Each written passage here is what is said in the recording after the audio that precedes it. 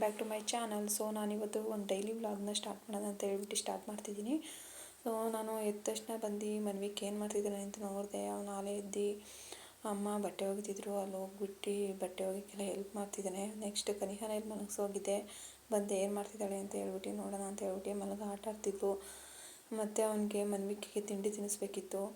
So ನೋಡೋಣ ತಿಂಡಿ ತಿನ್ಸೋಣ ಅಂತ ಹೇಳ್ಬಿಟ್ಟು ಅವನ್ನ ಕರ್ಕೊಂಬರೋಣ ಅಂತ ಹೇಳ್ಬಿಟ್ಟು ಹೋಗಿದ್ದೀನಿ. ಬಟ್ ಅವನು ಬರಲಿಲ್ಲ. ಅಷ್ಟರಲ್ಲಿ ಕನಿಹ ಅಳ್ತಿದ್ಲು, ಎತ್ಕೊಂಡು ಆಟ ಆಡಿಸ್ತಿದ್ದೆ. ನೆಕ್ಸ್ಟು ಇಲ್ಲಿ ಕಾಯಿ ಏರ್ಕೊಂಬಂದಿದ್ರು, ಕಾಯೆಲ್ಲ ಕೆಡವಿದ್ರಲ್ಲ, ಸೊ ಏರ್ಕೊಂಬಂದಿದ್ರು. ಅದನ್ನ ಮನ್ವಿಗೆ ನೋಡ್ತಿದ್ದ. ಮನ್ವಿಗೆ ಟ್ಯಾಕ್ಟ್ರಿಯಿಂದನೇ ತುಂಬ ಇಷ್ಟ. ಸೊ ಇಲ್ಲಿ ಸಿಟಿ ಕಡೆ ಇದ್ದಿದ್ದಕ್ಕೂ ಹಳ್ಳಿ ಕಡೆ ಇದ್ದಿದ್ದಕ್ಕೂ ತುಂಬ ವ್ಯತ್ಯಾಸ ಅಲ್ವಾ. ನನಗೆ ಸಿಟಿ ಲೈಫ್ಗಿಂತ ಹಳ್ಳಿ ಲೈಫ್ ತುಂಬ ಇಷ್ಟ. ಹಸು, ನಾಯಿ, ಈ ಥರ ತೋಟ ಇವೆಲ್ಲ ತುಂಬ ಇಷ್ಟಪಡ್ತಾನೆ. ದೆನ್ ಇಲ್ಲಿ ನಮ್ಮ ಅಮ್ಮ ಬಂದು ಹಸು ಕಿತ್ಕೊಂಡು ಹೊರಟೋಗ್ಬಿಟ್ಟಿತ್ತು, ಅದನ್ನ ಇಟ್ಕೊಂಬತ್ತಿದ್ದಾರೆ. ಇಲ್ಲಿ ಕಾಯಿ ಎಲ್ಲನೂ ಸುರಿತಿದ್ದಾರಲ್ಲ, ಅದು ನೋಡ್ತಾ ನಿಂತಿದ್ದಾನೆ ನಮ್ಮ ಮನ್ವಿಕು. ನೆಕ್ಸ್ಟ್ ಇಲ್ಲಿ ತಿಂಡಿ ತಿನ್ನಿಸ್ಬೇಕು, ಬಾ ತಿಂಡಿ ತಿನ್ನುತ್ತೆ ಅಂತ ಹೇಳ್ಬಿಟ್ಟು ಕರ್ಕೊಂಬಂದೆ. ನೆಕ್ಸ್ಟ್ ಅಮ್ಮನ ಕೈಲಿ ಕನಿಹನ ಕೊಟ್ಬಿಟ್ಟು ನಾನು ತಿಂಡಿ ಹಾಕೊಂಬಂದೆ, ತಿಂಡಿ ತಿನ್ಸೋಣ ಅಂತ ಹೇಳ್ಬಿಟ್ಟು ಹೋದೆ. ಮಕ್ಕಳುಗಳು ತಿಂಡಿ ತಿನ್ಸೋದು ಅಂದ್ರೇ ತುಂಬ ಬೋರಿಂಗು. ಬಟ್ ಅವ್ರು ತಿನ್ನೋದೇ ಇಲ್ಲ, ಏನು ಮಾಡಿದ್ರು ತಿನ್ನೋದಿಲ್ಲ. ಯಾವಾಗ ನೋಡಿದ್ರು ಅವ್ರು ಒಂದೊಂದಕ್ಕೂ ಒಂದೊಂದು ಹೇಳ್ತಾನೇ ಇರ್ತಾರೆ. ಚಿತ್ರಾನ್ನ ಮಾಡಿದ್ದೀನಿ, ಚಪಾತಿ ಬೇಕು ಅಂತಾರೆ, ಚಪಾತಿ ಮಾಡಿದ್ದೀನಿ, ಪುಳಿಯೋಗರೆ ಬೇಕು ಅಂತಾರೆ. ಅದೇನು ಹೇಳ್ತಾರೆ ಅಂತ ಅರ್ಥನೇ ಆಗೋಲ್ಲ. ಆದರೂ ಮಕ್ಕಳುಗಳನ್ನ ನಾವು ನೋಡ್ಕೊಂಡಂಗೆ ಯಾರ ಕೈಲೂ ನೋಡ್ಕೊಳಕ್ಕಾಗಲ್ಲ. ಯಾಕೆಂದರೆ ಹತ್ತೊತ್ತದ್ಲು ಮಾತುಗಳು ನಮಗೆ ಮಾತ್ರ ಅರ್ಥ ಆಗ್ತಿರುತ್ತೆ. ಸೊ ಬೇರೆ ಯಾರಿಗೂ ಅರ್ಥ ಆಗೋಲ್ಲ. ಆದ್ದರಿಂದ ನಾನೊಂದು ಕಿವಿ ಮಾತು ಹೇಳ್ತೀನಿ, ಎಷ್ಟೇ ಕೆಲಸ ಇದ್ದರೂ ಏನೇ ಬ್ಯುಸಿ ಇದ್ದರೂ ನಮ್ಮ ಮಕ್ಕಳುಗಳನ್ನ ನಾವು ಒಂದು ಏಜ್ವರೆಗೂ ನಾವೇ ನೋಡ್ಕೊಳ್ಳೋದು ತುಂಬ ಬೆಟರು. ಯಾಕೆಂದರೆ ಅವ್ರಿಗೂ ಒಂದು ಕಂಫರ್ಟಬಲ್ ಫೀಲ್ ಇರುತ್ತೆ, ನಮಗೂ ಸಹ. ನಾವು ಯಾರ ಮನೇಲೋ ಈಗ ನಮಗೆ ಕೆಲಸ ಅಂತ ಹೇಳ್ಬಿಟ್ಟು ಬೇರೆ ಮನೇಲಿ ಬಿಟ್ಟಿರ್ತೀವಿ ಅಂತ ಅಂದ್ಕೊಳ್ಳಿ, ಅವರು ಚೆನ್ನಾಗಿ ನೋಡ್ಕೊತಿರ್ತಾರೆ. ಆದ್ರೂ ಕೆಲವೊಂದು ಟೈಮಲ್ಲಿ ಬಿಟ್ಟಿರ್ಬೇಕಾದ್ರೆ ಫೋನ್ ರಿಸೀವ್ ಮಾಡೋಲ್ಲ, ಇಲ್ಲ ಮತ್ತೆ ಸ್ವಿಚ್ ಆಫ್, ಮತ್ತೊಂದು ಏನಾರು ಬಂತು ಅಂದರೆ ನಮ್ಮ ಮೈಂಡು ಓವರ್ ಥಿಂಕ್ ಮಾಡ್ತಿರ್ತೇವೆ. ಅಯ್ಯೋ ಏನಾಯಿತು ಏನೋ ಎತ್ತ ಅಂತ. ಆ ಫೀಲ್ ಬೇಡ ಅಲ್ವಾ. ಅದಕ್ಕೋಸ್ಕರನಾದರೂ ನಮ್ಮ ಮಕ್ಕಳುಗಳನ್ನ ನಾವೇ ನೋಡ್ಕೊಂಡ್ರೆ ತುಂಬ ಬೆಟರು. ಮತ್ತು ಅವ್ರ ಮಾತು ಅವ್ರು ಏನು ಕೇಳ್ತಿದ್ದಾರೆ, ಏನು ಹೇಳ್ತಿದ್ದಾರೆ ಅಂತ ನಮಗೆ ಮಾತ್ರ ಅರ್ಥ ಆಗ್ತಿರುತ್ತೆ. ಚಪಾತಿನಕ್ಕೆ ನನ್ನ ಮಗ ಚಪ್ಪಿ ಅಂತ ಹೇಳ್ತಾನೆ. ಸೊ ಅದೆಲ್ಲ ನನಗೆ ಅರ್ಥ ಆಗ್ತಿರುತ್ತೆ, ಬೇರೆಯವ್ರಿಗೆ ಯಾರಿಗೂ ಅರ್ಥ ಆಗೋಲ್ಲ.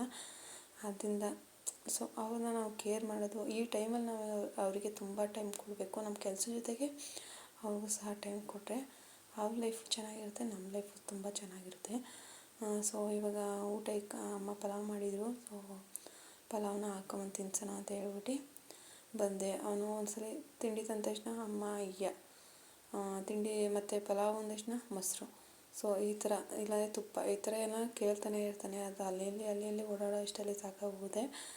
ಮತ್ತು ಇನ್ನೊಂದು ಕಿವಿ ಮಾತು ಏನಂತ ಹೇಳಿದರೆ, ಚಿಕ್ಕ ಪಾಪುಗಳು ಇರ್ತಾವಲ್ಲ, ಒಂದು 0 to 5 ಮಂತ್ ಒಳಗಡೆ ಇರ್ತಾವಲ್ಲ, ಅವನ್ನ ತುಂಬ ಕೇರ್ ಮಾಡಿ.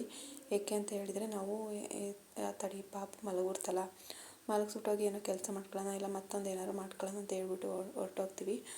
ಸೊ ಆ ಟೈಮಲ್ಲಿ ಮಕ್ಕಳುಗಳಿಗೆ ಕಿಟಕಿ ಎಲ್ಲನೂ ಓಪನ್ ಮಾಡಿ ಸ್ವಲ್ಪ ಫ್ರೆಶ್ ಗಾಳಿ ಬರಬೇಕು. ಯಾಕೆ ಅಂತ ಹೇಳಿದರೆ, ನಾವು ತೊಟ್ಲೊಳಗೆ ಮಲಗಿಸಿರ್ತೀವಿ ಮಕ್ಕಳುಗಳನ್ನ ಅಂತ ಹೇಳಿದರೆ, ಕೆಲವೊಂದು ಟೈಮಲ್ಲಿ ಆಕ್ಸಿಜನ್ ಸಪ್ಲೈ ಸರಿಯಾಗಿ ಆಗ್ತಿರಲ್ಲ.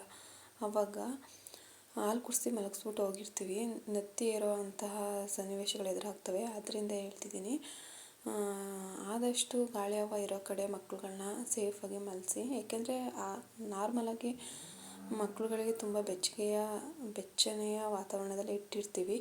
ತುಂಬ ಅಂದರೆ ತುಂಬ ಬೆಚ್ಚಗೆ ಇರಬೇಕು, ತುಂಬ ಬೆಚ್ಚಗೆ ಇಟ್ಟಿರಬೇಕು ಮಕ್ಕಳುಗಳನ್ನ. ಆದರೂ ಕೆಲವೊಂದು ಟೈಮಲ್ಲಿ ಗಾಳಿ ಹವ ಇರಬೇಕು.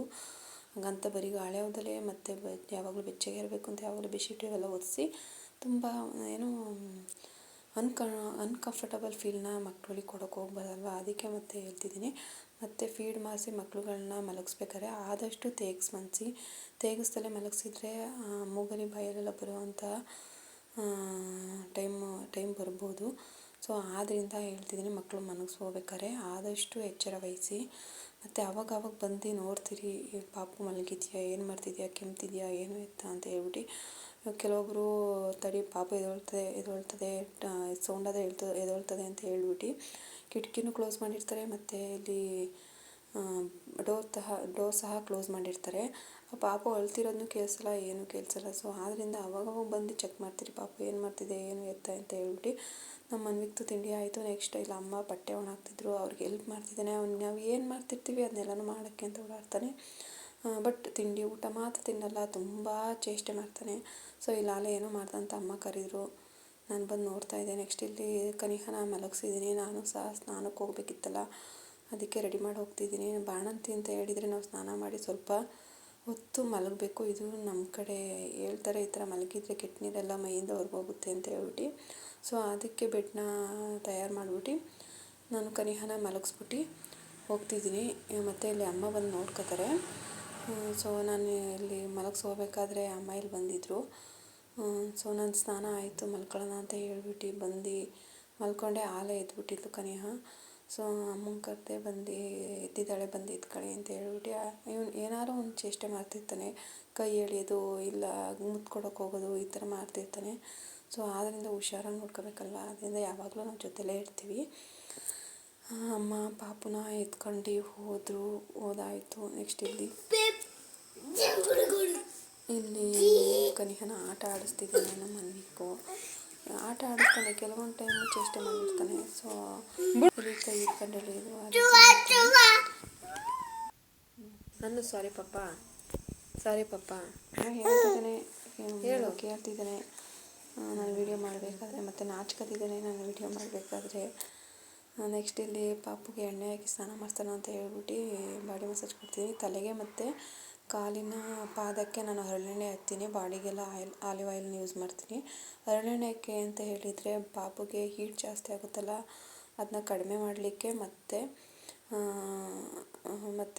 ಅವ್ರು ಯಾವಾಗಲೂ ಬೆಡ್ ಮೇಲೆ ಮಲ್ಕೊಂಡೇ ಇರ್ತಾರಲ್ಲ, ಯಾವಾಗಲೂ ಬಿಸಿ ಬಿಸಿ ಅನ್ನಿಸ್ತಾ ಇರ್ತದೆ. ಅದಕ್ಕೆ ಹರಳೆಣ್ಣೆ ಹಾಕಿ, ಮತ್ತು ಪಾದಕ್ಕೆ ಯಾಕೆ ಹರಳೆಣ್ಣೆ ಹಾಕ್ತೀವಿ ಅಂತ ಹೇಳಿದರೆ ಇಮ್ಡಿ ಹೊಡಿತಾನೆ ಇರೋಕ್ಕೆ ಹರಳೆಣ್ಣೆ ತುಂಬ ಪಾದಕ್ಕೆ ಚೆನ್ನಾಗಿ ತಿಕ್ಕಿದರೆ ಮುಂದೆ ಇಮ್ಡಿ ಹೊಡಿಯೋದು ಆದಷ್ಟು ಕಡಿಮೆ ಆಗುತ್ತಂತೆ. ಅದಕ್ಕೆ ನಾವು ಪಾದಕ್ಕೆಲ್ಲ ಹರಳೆಣ್ಣೆ ಹಾಕ್ತೀವಿ. ಆಲಿವ್ ಆಯಿಲ್ ಯಾಕೆ ಅಂತ ಹೇಳಿದರೆ ಮೂಳೆ ಗಟ್ಟಿ ಹಾಕಿ ಮತ್ತು ಪಾಪು ಮುಖ ಎಲ್ಲ ಶೈನಿಂಗ್ ಬರೋಕ್ಕೆ ಈ ರೀತಿ ಒಂದು ಬಾಡಿ ಮಸಾಜ್ಗೋಸ್ಕರ ಆಲಿವ್ ಆಯಿಲ್ನ ಯೂಸ್ ಮಾಡ್ತೀನಿ. ವಾರದಲ್ಲಿ ಮೂರು ದಿನನಾದರೂ ಬಾಡಿಗೆ ಒಂದು ಎಣ್ಣೆ ಮಸಾಜನ್ನ ಕೊಡಿ. ಯಾಕೆ ಅಂತ ಹೇಳಿದರೆ ಒಂದು ಪಾಪುಗೆ ಏನು ಅಂತ ಹೇಳಿದರೆ ಹೊಟ್ಟೆಗೆಲ್ಲ ಆಯಿಲ್ ಮಸಾಜ್ ಕೊಡೋದ್ರಿಂದ ಗ್ಯಾಸ್ಟ್ರಿಕ್ ಪ್ರಾಬ್ಲಮ್ಮು ಇವೆಲ್ಲ ಸರಿ ಹೋಗುತ್ತೆ. ಹೊಟ್ಟೆ ನೋವು ಏನಾದರೂ ಇತ್ತು ಅಂತ ಹೇಳಿದರೆ ಆದಷ್ಟು ಮಸಾಜ್ ಕೊಡೋದ್ರಿಂದ ಅವರಿಗೆ ಮೈಕೈ ನೋವೇನಾದ್ರು ಇದ್ದರೆ ಹೋಗುತ್ತೆ. ಮತ್ತು ಬಾಡಿ ಎಲ್ಲ ಚೆನ್ನಾಗಿರುತ್ತೆ. ಗ್ಯಾಸ್ಟ್ರಿಕ್ ಪ್ರಾಬ್ಲಮ್ ಇದ್ದರೆ ಅದು ಸಹ ಸರಿ ಹೋಗುತ್ತೆ. ಮತ್ತು ಕೈಕಾಲನ್ನೆಲ್ಲ ಸ್ವಲ್ಪ ಎಕ್ಸಸೈಸ್ ಮಾಡಿಸ್ದಂಗೂ ಆಗುತ್ತೆ. ಸೊ ಆದ್ದರಿಂದ ಎಣ್ಣೆಯಿಂದ ಮಸಾಜ್ ಮಾಡಿ. ಮತ್ತು ನಾನಿವತ್ತು ಟೈಮ್ ಕೊಟ್ಟಿರಲಿಲ್ಲ ನಮ್ಮ ಪಾಪುಗೆ ಕನಿಹಾಗೆ. ಸೊ ಆದ್ದರಿಂದ ಟೈಮ್ ಕೊಟ್ಟಂಗೆ ಆಗುತ್ತೆ ಅಂತ ಹೇಳ್ಬಿಟ್ಟು ಆಯಿಲ್ ಮಸಾಜ್ ಮಾಡಬೇಕಾದ್ರೆ ನಾನು ಟೈಮ್ ಕೊಟ್ಬಿಟ್ಟೆ. ಸೊ ಇಲ್ಲಿ ಕ್ಯಾಮ್ರಾ ಇತ್ತಲ್ಲ, ಅದನ್ನು ನೋಡ್ತಿದ್ದಾಳೆ, ಅದನ್ನು ನೋಡ್ಬಿಟ್ಟು ನಗಾಡ್ತಾಳೆ. ಪಾಪುಗಳು ಆಡೋದು ನೋಡೋಕ್ಕೆ ಒಂದು ರೀತಿ ಏನೋ ಒಂಥರ ಖುಷಿ ಅನಿಸುತ್ತೆ. ಅವ್ರು ಎಷ್ಟೇ ಚೇಷ್ಟೆ ಮಾಡಲಿ, ಎಷ್ಟೇ ಹಿಂಸೆ ಕೊಟ್ಟರು ಅವ್ರ ಮುಖ ನೋಡಿದರೆ, ಅವ್ರ ನಗು ಮುಖ ನೋಡಿದರೆ ತುಂಬ ಖುಷಿ ಆಗುತ್ತೆ. ಆ ನೆನಪುಗಳು ಕಷ್ಟದ ಅಂದರೆ ಈ ನಿದ್ದೆ ಕೊಡ್ತಾನೆ ಇರ್ಬೋದು, ತುಂಬ ಅಳೋದಿರ್ಬೋದು, ಅದೆಲ್ಲ ಮರ್ತು ಹೋಗುತ್ತೆ ಅವ್ರ ನಗು ಮುಖ ನೋಡಿದರೆ. ಇಲ್ಲಿ ಅಮ್ಮ ಏನೋ ಹೇಳಿದರು, ಅದಕ್ಕೋಸ್ಕರ ಬಂದು ನಿಂತ್ಕೊಂಡಿದ್ದಾರೆ. ಇನ್ನು ಮನ್ವಿಕಂತೂ ಚಿಂಟು ಟಿವಿಲಿ ಕೃಷ್ಣ ಮತ್ತು ಗ್ರೋಯಿಂಗ್ ಅಪ್ ಅಂತ ಹೇಳಿದರೆ ಅವನಿಗೆ ತುಂಬ ಇಷ್ಟ. ನಾವು ಬೇರೆ ಯಾವುದೂ ಪ್ರೋಗ್ರಾಮ್ನ ನೋಡೋಕ್ಕೆ ಬಿಡಲ್ಲ, ಅಮ್ಮಂಗಂತೂ ಸೀರಿಯಲ್ ನೋಡೋಕ್ಕೆ ಬಿಡಲ್ಲ. ಯಾವಾಗ ನೋಡಿದ್ರು ಶಿವ ತಪ್ಪಿದರೆ ಕೃಷ್ಣ, ಗ್ರೋಯಿಂಗ್ ಅಪ್ ಇವನ್ನೇ ಹಾಕೊಂಡು ಕೂತಿರ್ತಾನೆ. ಅವು ಯಾವ್ಯಾವ ಟೈಮಿಗೆ ಏನೇನು ಬರುತ್ತೆ ಅಂತ ಹೇಳ್ಬಿಟ್ಟು ನಮಗೂ ಸಹ ಗೊತ್ತಾಗ್ಬಿಟ್ಟಿರುತ್ತೆ. ಈ ಟೈಮಿಗೆ ಗ್ರೋಯಿಂಗ್ ಅಪ್ ಬರುತ್ತೆ, ಈ ಟೈಮಿಗೆ ಕೃಷ್ಣ ಬರುತ್ತೆ ಅಂತ ಹೇಳ್ಬಿಟ್ಟು ನಾವು ತಿಳ್ಕೊಂಬಿಟ್ಟಿದ್ವಿ. ಯಾಕೆ ಅಂತ ಹೇಳಿದರೆ ಅವನು ಅದು ಹಾಕ್ಕೊಟ್ರೆ ಸ್ವಲ್ಪ ಹೊತ್ತು ಚೇಷ್ಟೆ ಮಾಡ್ತಲೇ ಇರ್ತಾನೆ. ಇಲ್ಲ ಅಂತ ಹೇಳಿದರೆ ಯಾವಾಗಲೂ ಚೇಷ್ಟೆ ಅದು ಮಾಡೋದು ಇದು ಮಾಡೋದು. ಯಾವಾಗಲೂ ಟಿ ವಿ ಹಾಕ್ಕೊಡಲ್ಲ, ಅವನಿಗೂ ಸ್ವಲ್ಪ ಮೈಂಡ್ ಫ್ರೆಶ್ ಆಗಲಿ, ಯಾವಾಗಲೂ ತಿರುಗಿ ಎಲ್ಲ ಕಾಲು ನೋವೆಲ್ಲ ಬಂದಿರುತ್ತೆ ಅಂತ ಹೇಳ್ಬಿಟ್ಟು ಟಿ ವಿ ಹಾಕ್ಕೊಡ್ತೀವಿ. ಇನ್ನು ಮೊಬೈಲೆಲ್ಲ ಯೂಸ್ ಮಾಡೋಕ್ಕೆ ಬಿಡಲ್ಲ. ಯಾಕೆ ಅಂತ ಹೇಳಿದರೆ ಅದೇ ತುಂಬ ಕಣ್ಣು ಮಿಟುಕಿಸ್ತಲೇ ನೋಡ್ತಿರ್ತಾನೆ. ಅದರಿಂದ ಮೊಬೈಲೆಲ್ಲ ಕೊಡೋಲ್ಲ ಕೈಗೆ. ಕೊಟ್ಟರೆ ಮಾತ್ರ ಅದನ್ನ ವಾಪಸ್ ಕೊಡೋದೇ ಇಲ್ಲ, ಹೇಳ್ಕೊಂಡು ಕೂತ್ಕೋತಾನೆ. ಸೊ ಆದ್ದರಿಂದ ಅವನಿಗೆ ಮೊಬೈಲೆಲ್ಲ ಕೊಡಲ್ಲ. ಅದು ಸ್ವಲ್ಪ ಹೊತ್ತು ಟಿ ವಿ ಹಾಕ್ಕೊಡ್ತೀವಿ, ಟಿ ವಿ ನೋಡ್ತಾನೆ. ಅದು ಬಿಟ್ಟರೆ ಇನ್ನು ಅಜ್ಜಿಯಿಂದನೇ ಅಮ್ಮನಿಂದನೇ ಓಡಾಡ್ತಿರ್ತಾನೆ. ಅಜ್ಜಿ ಅಂದ್ಕೊಂಡು. ನನ್ನಂತೂ ಅಮ್ಮ ಅಂತ ಅನ್ನಲ್ಲ. ಫಸ್ಟೆಲ್ಲ ಅಮ್ಮ ಅಂತ ಹೇಳ್ತಿದ್ದ, ಹಾಸ್ಪಿಟ್ಲಲ್ಲಿ ನಮ್ಮ ಜೊತೆ ಸ್ಟೇ ಮಾಡಿದ್ನಲ್ಲ ಆವಾಗಲಿಂದ ಕಾವ್ಯ ಅಂತಲೇ. ಇವಾಗ ನೋಡಿದರೆ ಕಾವಿ, ಎಲ್ಲರೂ ಕಾವಿ ಅಂತ ಕರೀತಾರೆ. ಸೊ ಅವನು ಕಾವಿ ಅಂತ ಕರೀತಾನೆ. ಅದು ಅವನು ಹೇಳ್ತಿರೋದು ನೋಡಿದ್ರೇ ಒಂಥರ ಖುಷಿ ಆಗುತ್ತೆ. ಕಾವಿ ಅಂತ ಹೇಳ್ಬಿಟ್ಟು ಕರಿತಾ ಇರ್ತಾನೆ. ಸೊ ಅದು ನಂಗೆ ತುಂಬ ಇಷ್ಟ. ಆದ್ದರಿಂದ ನಾನು ಅಮ್ಮ ಅಂತ ಹೇಳು ಅಂತ ಅನ್ನೋದೇ ಇಲ್ಲ, ಕಾವಿ ಅಂತಲೇ ಕರಿ ಅಂತ ಹೇಳ್ತೀನಿ. ದೊಡ್ಡವರಾದ್ಮೇಲೆ ಅವ್ರಿಗೆ ಅರ್ಥ ಆಗುತ್ತಲ್ವ. ಸೊ ಇಲ್ಲಿ ಮೊಬೈಲ್ ನೋಡ್ಬಿಟ್ಟು ಅವನು ಒಂದು ಹಾಯ್ ಮಾಡ್ದ, ಮತ್ತು ಒಂದು ಪ್ಲೇಯಿಂಗ್ ಕಿಸ್ ಕೊಡೋಕ್ಕೆ ಅಂತ ಹೇಳ್ಬಿಟ್ಟು ಒಂದು ಪ್ಲೇಯಿಂಗ್ ಕಿಸ್ನ ಸಹ ಕೊಟ್ಟ. ಆಯಿಲ್ ಮಸಾಜ್ ಆಯಿತು. ನೆಕ್ಸ್ಟ್ ಸ್ನಾನ ಮಾಡಿಸ್ಬೇಕು. ಸ್ನಾನ ಮಾಡಿಸಾದ್ಮೇಲೆ ತಂದು ಇಲ್ಲಿ ಮಲಗಿಸ್ತಾ ಇದ್ದೀನಿ ಪಾಪುನ ಮಲಗಿಸಿದ್ದಾಯಿತು. ನೆಕ್ಸ್ಟು ಮನ್ವಿಕಿಗೆ ಸ್ನಾನ ಮಾಡಿಸಾಯಿತು.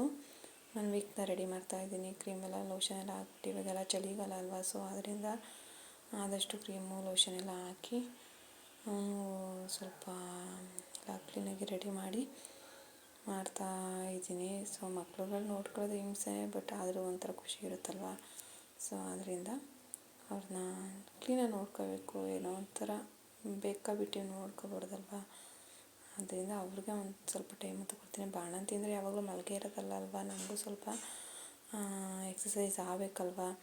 ನಾವು ಇಲ್ಲಿ ಏನೋ ಅಮ್ಮನ ಮನೆ ಇರ್ತೀವಿ, ಗಂಡನ ಮನೇಲಿ ಹಂಗಿರೋಕ್ಕಾಗಲ್ಲಲ್ವ. ಅದು ಆದಷ್ಟು ಇರೋಕ್ಕಾಗಲ್ಲಲ್ವ, ಅದಕ್ಕೋಸ್ಕರ ಆದಷ್ಟು ಅಮ್ಮನಿಗೆ ಹೆಲ್ಪ್ ಮಾಡ್ತೀನಿ. ನಾನು ಮಲಗೋದು ತುಂಬ ಕಡಿಮೆ. ಸ್ನಾನ ಮಾಡಿದಾಗ ಮಾತ್ರ ನಾನು ಮಲಗೋದು, ಮಿಕ್ದಾಗೆಲ್ಲ ಆದಷ್ಟು ಕಡಿಮೆ. ಮತ್ತು ನನ್ನ ಕೆಲಸಗಳು ನಾನೇ ಮಾಡ್ಕೊತೀನಿ. ಬೇರೆಯವ್ರಿಗೆ ಯಾರಿಗೂ ನಾನು ಮೊದಲಿಂದನೂ ಅಷ್ಟೇ ನನ್ನ ಕೆಲಸಗಳು ನಾನೇ ಮಾಡ್ಕೊತೀನಿ. ಅದು ಎಷ್ಟೇ ಕಷ್ಟ ಆದರೂ ಪರವಾಗಿಲ್ಲ. ಬೇರೆಯವ್ರಿಗೆ ಭಾರ ಹೊರ್ಸೋಕ್ಕೆ ನನಗೆ ಇಷ್ಟ ಆಗೋಲ್ಲ. ಸೊ ಅದರಿಂದನೂ ನನ್ನ ಕೆಲಸ ನಾನೇ ಮಾಡ್ಕೊಳ್ಳೋದು, ಮಕ್ಳುಗಳು ನಾನೇ ನೋಡ್ಕೊಳ್ಳೋದು, ಅವ್ರಿಗೆ ತಿಂಡಿ ತಿನ್ನಿಸೋದು, ಸ್ನಾನ ಮಾಡಿಸೋದು, ಪ್ರತಿಯೊಂದು ನಾನೇ ಮಾಡ್ತೀನಿ. ಮತ್ತು ಅಮ್ಮಂಗೂ ಬೇಕಾಗಿರೋ ಹೆಲ್ಪ್ನ ಮಾಡ್ತೀನಿ. ಮನೆ ಕಸ ಎಲ್ಲನೂ ಗುಡಿಸೋದು, ಸೊ ಈ ಥರ ಬಟ್ಟೆ ಒಣ ಹಾಕಿರ್ಬೇಕಾದ್ರೆ ಎತ್ಕೊಂಬರೋದು, ತಣ್ಣೀರು ಮುಟ್ಟಲ್ಲ, ಮಿಕ್ಕಿದೆಲ್ಲನೂ ಕೆಲಸ ಎಲ್ಲನೂ ಮಾಡ್ಕೋತೀನಿ. So thank you for watching my channel. ಇದೇ ರೀತಿ ನನ್ನ ಚಾನಲ್ನ ವಾಚ್ ಮಾಡ್ತೀರಿ ಮತ್ತು ಸಪೋರ್ಟ್ ಮಾಡ್ತೀರಿ ಫ್ರೆಂಡ್ಸ್, ಲೈಕ್ ಮಾಡ್ತೀರಿ. ಸೊ ನಮ್ಮ ಮನ್ವಿಗೂ ಸಹ ಈ ರೀತಿ ಹೆಲ್ಪ್ ಮಾಡ್ತಾನೆ, ನನಗೆ ಎಲ್ಲರಿಗೂ ಹೆಲ್ಪ್ ಮಾಡ್ತಾನೆ, ಅವ್ನು ಏನೇನು ಮಾಡ್ತಿರ್ಬೇಕಾದ್ರೂ.